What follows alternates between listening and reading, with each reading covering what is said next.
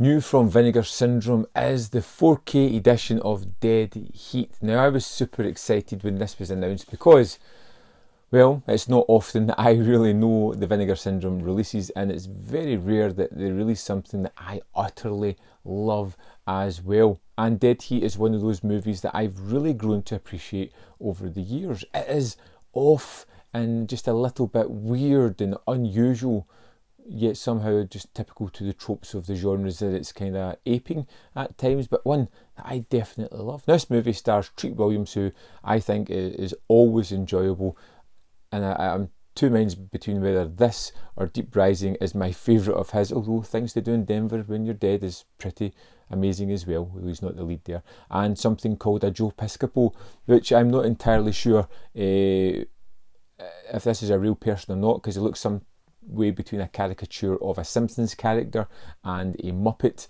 but I've never seen him in anything else before. But he's just kind of weird and trying to be funny, and sometimes it lands, sometimes it doesn't. You're under arrest. You have the right to remain disgusting. You sure that's necessary? You can't be too careful. The basic story here is just incredibly silly. We've got a buddy cop duo of these two characters whom are on the case of people who are doing daylight robberies. They seem to be being done by zombies, and investigating this, Roger, played by Treat Williams, dies and is brought back to life and has a limited time scale to discover who's behind all the zombifications and stop them. It's as simple as that, and throughout the movie we watch Roger slowly deteriorate and fall apart and becoming indestructible as he is on his quest for revenge. You know, the weird thing is, I feel fine. I feel like I could run in the Boston Marathon. No, you couldn't, Roger. It's not open to dead people. It's incredibly silly. It's incredibly fun. It has both strong gore and special effects makeup. It has a fantastic buddy cop relationship between these two characters. It has a strong enough mystery at the heart of it, but it just has so many fun sequences that just come one after another.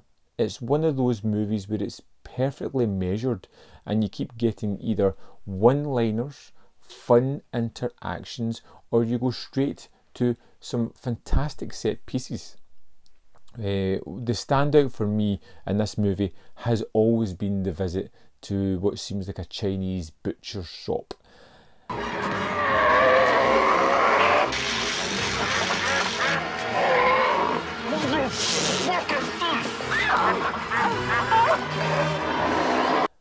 Where suddenly everything comes to life, and I do mean everything, and it's just so amazing a set piece, a standout of the movie as these things come to life in special effects glory, as it ramps up the tension in the scene, as it creates wilder and wilder moments. It's one of those sequences that I love getting to in the movie. And to be honest, the character of Roger by Treat Williams is just effortlessly fun to watch. He's a character that I really kind of like.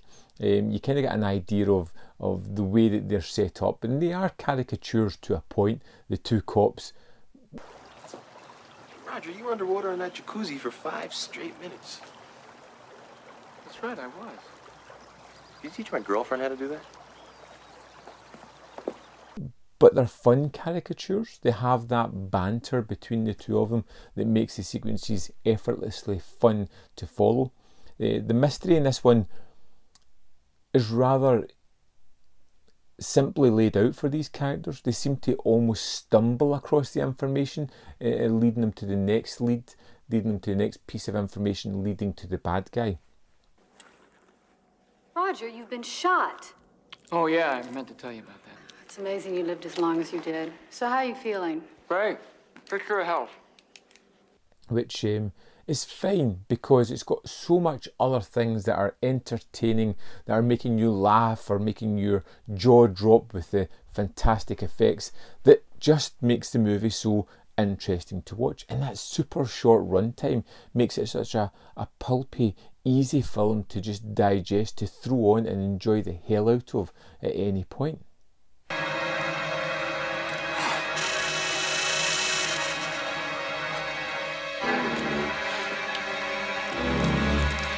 I mean, this thing is about 80 minutes, taking away the credits. It's such an easy watch, and something that I can see myself throwing on more and more.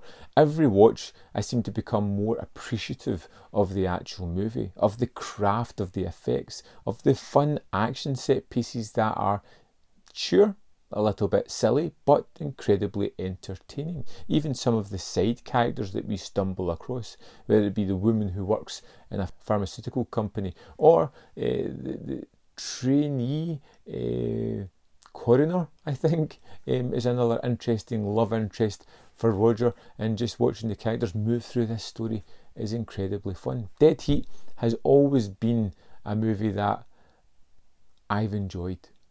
But with every watch, I become more and more in love with the craziness that is going on here. It's one of those movies that's definitely built up a cult standing, and for good reason. It's incredibly entertaining. I think Dead Heat was a standout release. It's the kind of thing that I want to see Vinegar Syndrome releasing in 4K. This, along with Ticks, are outstanding releases. Terminal Island, not so much, but I really did love Dead Heat. I think it's a movie that you have to give a couple of watches.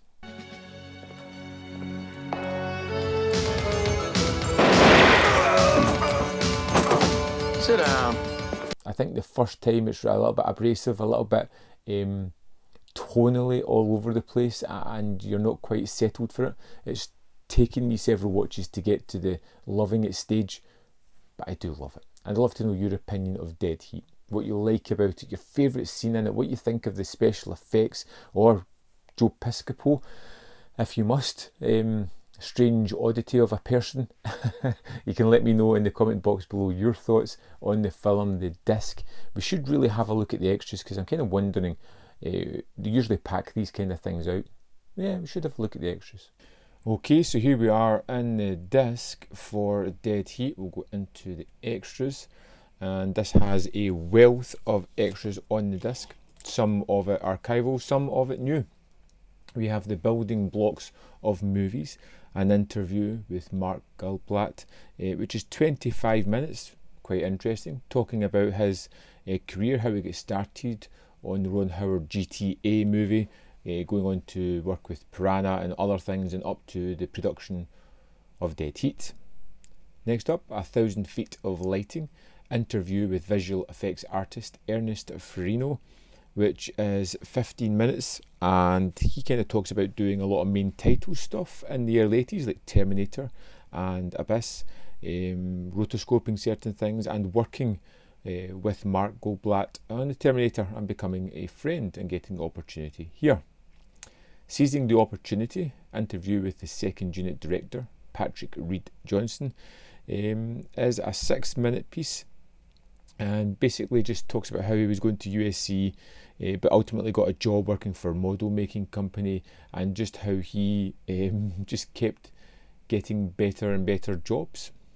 How to Edit for an Editor is 12 minutes, and it kind of talks about starting work with Canon, which is really interesting. He obviously has a very close relationship with the director, and they're kind of talking about it and how he enjoyed the funny script and was happy to get a kind of kickstart in his career here. Next up, we have Happy Accidents, which is 8 minutes, which is an audio interview put over the poster of the movie. And it's really quite interesting because it's all about working on the score. We get clips from other scores, how he used that to enhance the score for Dead Heat, how he made some happy accidents during it as well, like the scream and how he matched the score with that in certain scenes. But it's done in such an interesting, easy way to pay attention to, and just fun. Next up, we have Dead and Alive, an interview with Makeup's creator Steve Johnson. Now, this is a port from the 88 film's release. It's 19 minutes, but it's super fun. Steve is a really engaging guy. He has some fun tales about how just he fell into this job, was winging it, and created some fantastic special effects. Then we have the theatrical trailer, a TV spot. We have an archival electronic press kit, which is about 5.5 minutes, which is interesting enough. you get just under 17 minutes worth of deleted scenes, and most of which you can see why they're deleted, but they're interesting to have. This promotional piece is roughly about 2.5 minutes and just works like an extended trailer, showing off some interesting scenes from the movie to get people interested. And then we have the stills gallery, just under 5 minutes, with some wonderful photography. Nice to see some Vincent Price in there as well. And that is it for Dead Heat, a packed disc for a fantastic movie. Of course, on top of that, there is also a commentary as well. You've got the director Margot Black, writer Terry Black, producer Michael L. Meltzer, and producer David Hiltburn. This is an archival one and has been on a couple of releases before, most notably for me, the 88 Films disc. So there we have it. Anyway, there we go. That is Dead Heat. I would love to know your opinion. Let me know in the comment box below. Of course, as always, there's more content up here. You can see more of my stuff if you're interested. And if you have a brief second, click that like button. It's just down here. It takes a second and it just makes me smile. That's kind of terrifying, but it does it anyway. And if you want to go the extra mile, you can support me by joining the Patreon or the membership program for as little as 99p a month, and that is instrumental in keeping the channel running. Thanks for watching, and I'll see you next time on Man v Film.